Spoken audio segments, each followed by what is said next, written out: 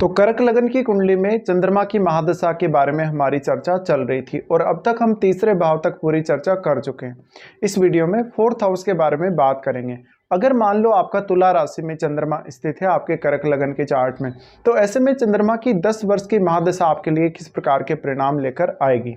यहाँ तुला राशि में चंद्रमा के स्थित होने से आपको सबसे पहले ये जरूरी है कि आपके चार्ट में आप शुक्र की प्लेसमेंट को नोट करें कि आपका शुक्र कैसे स्थिति में है वास्तव में। क्योंकि देखिए, शुक्र आपके कर्क लगन के लिए कारक ग्रह होते हैं और चंद्रमा इनके घर में अगर स्थित हैं तो निश्चित ही आपके लिए शुक्र की प्लेसमेंट बहुत ज़्यादा मैटर करेगी। अब चंद्रमा यहाँ अगर स्थित हैं तो चंद्रमा की महादशा में आप जो कुछ भी अपनी फैमिली से एक्सपेक्ट करेंगे वो होगा और आप अपनी फैमिली के साथ ज़्यादा से ज़्यादा समय बिताना भी पसंद करेंगे इस महादशा में। लेकिन आप इस दशा में मुख्य रूप से अपने डोमेस्टिक लाइफ को भी और अपने करियर को भी काफ़ी अच्छे से हैंडल कर पाएंगे। पर जो सबसे बड़ा इशू है वो ये है कि आपके चार्ट में चंद्रमा के साथ किसी भी अन्य ग्रह का अगर संबंध है, जैसे कि युति के द्वारा या दृष्टि संबंध के द्वारा, तो वो आपके लिए एक समस्या बन सकता है। हालांकि यहाँ भी अगर शुक्र का चंद्रमा से संबंध है, अगर बुध का संबंध है या फिर सूर्य का संबंध है, बृहस्पति का संबंध है, तो फिर भी ठीक है। लेकिन दूसरे किसी भी ग्रह जैसे कि राहु, केतु या शनि का संबंध हो तो आपके लिए प्रॉब्लम्स हो सकते हैं, या फिर आप जिस प्रकार के रिजल्ट वास्तव में पाना चाहते हैं उस प्रकार के रिजल्ट आपको ना मिले, ऐसा हो सकता है। तो चंद्रमा किसी भी अन्य ग्रह से काफ़ी तेजी से प्रभावित होते हैं। अब जो भी ग्रह चंद्रमा पर दृष्टि डालेगा वो थोड़ा चंद्रमा को कम प्रभावित करेगा जो ग्रह चंद्रमा के साथ युति करके बैठा है उसकी तुलना में। तो जो भी ग्रह यहाँ पर चंद्रमा के साथ युति करके बैठा है उसको आपको सबसे पहले देखना पड़ेगा। इसके साथ साथ आपको यह भी देखना पड़ेगा कि चंद्रमा तो सिर्फ आपके लगन के ही स्वामी हैं, लेकिन जो ग्रह चंद्रमा के साथ युति करके बैठा है वो किसी अन्य भाव का भी स्वामी है। तो निश्चित ही आपको उन भावों पर भी फोकस करना है चंद्रमा की महादशा के दौरान, और वहाँ भी आपको काफ़ी ज़्यादा अटेंशन लेनी है उन भावों से रिलेटेड कार्यों के लिए। ऐसी चंद्रमा की महादशा आपको आपके करियर में और आपकी डोमेस्टिक लाइफ में बहुत ज़्यादा संतुलन को दिखाती है। लेकिन अगर राहु, केतु, शनि का संबंध अगर चंद्रमा से है तो काफ़ी ज़्यादा उतार चढ़ाव आपकी डोमेस्टिक लाइफ में और आपके करियर में आ सकते हैं। बेसिकली ऐसा जो चंद्रमा होगा वो ज़्यादा से ज़्यादा आपको प्रेरित करेगा परिवार के साथ घूमने फिरने के लिए और परिवार के साथ समय बिताने के लिए। ऐसे में आप अपने पूरे परिवार के साथ ही अक्सर यात्राएं करते हुए नजर आ सकते हैं। चंद्रमा आपके लग्नेश होते हुए चंद्रमा इस बात की भी आपको गारंटी देते हैं कि इस महादशा में आप अपने परिवार के प्रति जो भी आपकी रिस्पॉन्सिबिलिटी बनती है, जो भी आपकी जिम्मेदारियां बनती हैं, उनको आप पूरा अवश्य करेंगे, भले आपके मार्ग में कितनी भी ज़्यादा बाधाएं आ जाएं। चंद्रमा के यहाँ स्थित होते हुए आपकी माताजी का बहुत अहम रोल रह सकता है आपके करियर में और आपके मेंटल पीस में।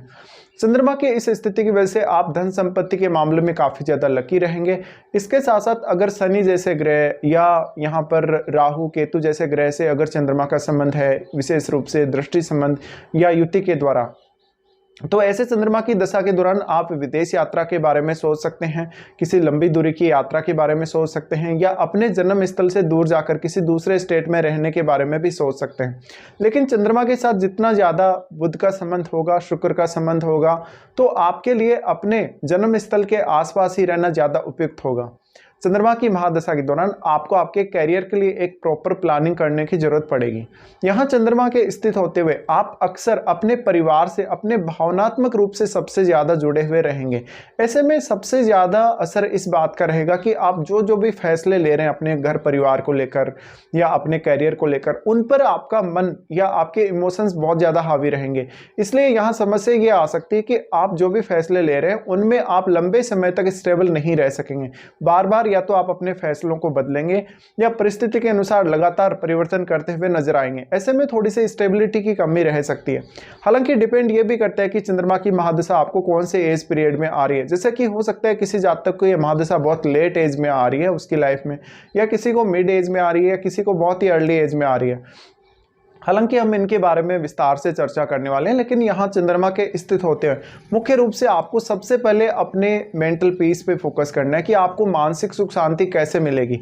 अब क्योंकि चंद्रमा आपके लगन के ही स्वामी है, इसलिए आपके खुद के लिए मेंटल पीस और धन संपत्ति बहुत ज़्यादा महत्वपूर्ण हो जाएगी और इसका इंपॉर्टेंस आपकी पूरी लाइफ में बहुत ज़्यादा बढ़ जाएगा। इसके साथ साथ जो परिवार की परंपराएं रही हैं या जिस प्रकार का परिवार के सदस्यों का व्यवहार है, बिहेव है आपके साथ, उसका भी एक बहुत अहम रोल है आपकी लाइफ में। ऐसे में परिवार के साथ आप कितना ज़्यादा अच्छे से कनेक्टेड हैं, परिवार के साथ विशेषकर अपनी माता जी के साथ आपके संबंध कैसे हैं, ये सब भी आपको देखना है। इसके अलावा अपनी माता जी की कोई बहुत अहम जिम्मेदारी आप इस समय ले सकते हैं और अपने परिवार के लिए आप बहुत ही ज़्यादा डेडिकेटेड हो सकते हैं। तो यहाँ पर अब परिवार की एक्सपेक्टेशंस भी आपसे बहुत ज़्यादा बढ़ जाती हैं। इस केस में चंद्रमा की यहाँ से दृष्टि रहेगी आपके 10th हाउस पे। 10th हाउस पे दृष्टि रहने से आप ज़्यादा से ज़्यादा इस बात की कोशिश करेंगे इस दशा के दौरान कि आप मेंटल रूप से काफ़ी ज़्यादा स्टेबल रहें। भले ही आप अपने करियर में बहुत ज़्यादा समस्याओं को झेल रहे हैं, लेकिन आपके अगर डोमेस्टिक लाइफ में पीस है या आपके मन में बहुत ज़्यादा शांति है, तो ये आपको एक अलग प्रकार का सुकून दे सकता है आपके करियर में भी। अब आपके 10th हाउस में अगर कोई भी ग्रह स्थित होगा तो वो भी चंद्रमा पर डायरेक्टली इम्पैक्ट डालेगा। ऐसे में उस ग्रह को भी आपको देख लेना है। जितना ज़्यादा शुभ ग्रहों की दृष्टि या शुभ ग्रहों की युति चंद्रमा के साथ होगी, उतना ही ज़्यादा आपको आपके परिवार से रिलेटेड काम करने में आसानी रहेगी या अपने करियर से रिलेटेड डिसीजन लेने में भी बहुत ज़्यादा आसानी रहेगी। यहाँ चंद्रमा आपको ज़्यादा से ज़्यादा क्रिएटिविटी भी प्रोवाइड करेंगे और अच्छे से अच्छे स्किल्स आपको प्रोवाइड करेंगे, जिससे आप अपने करियर में तो उनका इस्तेमाल कर ही पाएँ, आप अपने पारिवारिक जो काम है या जो परिवार के साथ जुड़े हुए जो काम हैं आपके, उनमें भी अपना बेहतर योगदान दे पाएँ। तो यहाँ पे आपके लिए ज़्यादा से ज़्यादा आपका मेंटल पीस या आपका सुकून बहुत महत्वपूर्ण है। यहाँ पर आप अपने आप को मेंटली कैसे स्टेबल रख पाते हैं, यहाँ पर जो भी एनर्जी आपको मिल रही है चंद्रमा के द्वारा, उसको आप कैसे अच्छे से अच्छे तरीके से यूज़ कर पाते हैं। अब यहाँ पे देखिए, चंद्रमा के साथ किसी भी अन्य ग्रह का संबंध हो सकता है, तो आपको फिर वो भी देखना पड़ेगा कि वो जो ग्रह संबंध बना रहा है चंद्रमा से, वो किस अन्य भाव का स्वामी, क्योंकि आपका मन डायरेक्टली फिर उन भावों से भी जुड़ जाएगा और उन भावों से संबंधित भी आपको कामों पर विशेष रूप से फोकस करना चाहिए। जैसे कि अगर मंगल का चंद्रमा के साथ संबंध है, तो मंगल यहाँ आपको बहुत ज़्यादा बाध्य कर देगा, मानसिक रूप से और फिजिकली भी काफ़ी ज़्यादा बाध्य करेगा कि आप अपने कैरियर में कुछ ना कुछ नयापन लाएं या अपने कैरियर के लिए कुछ बेहतर प्लान करें। तो मंगल हालांकि यहां अगर चंद्रमा से संबंध बना रहा है, तो मंगल आपके कार्य क्षेत्र के दृष्टिकोण से या आपके प्रोफेशन के दृष्टिकोण से तो काफी ज्यादा अच्छा होगा, लेकिन आपको मेंटली काफी ज्यादा डिस्टर्ब करेगा, क्योंकि मंगल की जो एनर्जी वो काफी ज्यादा फायरी है। इसी प्रकार से अगर सूर्य का संबंध चंद्रमा से है तो पारिवारिक मामलों में थोड़ा मतभेद करवा सकता है, लेकिन कैरियर के लिए फिर भी आपके लिए बहुत ज्यादा अच्छा रहेगा। इसी प्रकार से आपको किसी भी अन्य ग्रह का युति या दृष्टि संबंध चंद्रमा के साथ है तो वो भी देख लेना चाहिए।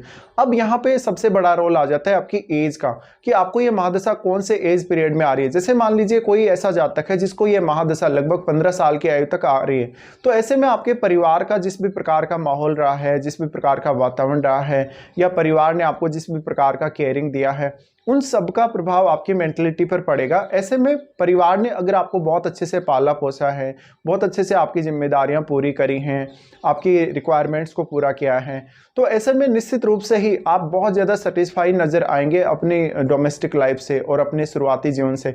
तो आप अपने कैरियर पर ज़्यादा से ज़्यादा फिर फोकस कर सकेंगे छोटी आयु से ही। ऐसे में परिवार ने अगर आपको बहुत अच्छे से पाला पोसा है, तो आप अपने एजुकेशन के लिए या अपने स्किल्स के लिए जाने जा सकते हैं छोटी आयु से ही। अगर लेकिन परिवार में आपके माहौल अच्छा नहीं रहा है, परिवार में आपकी केयर बहुत अच्छे से नहीं की गई, तो आप थोड़े से भयभीत से हो सकते हैं आने वाले समय के लिए।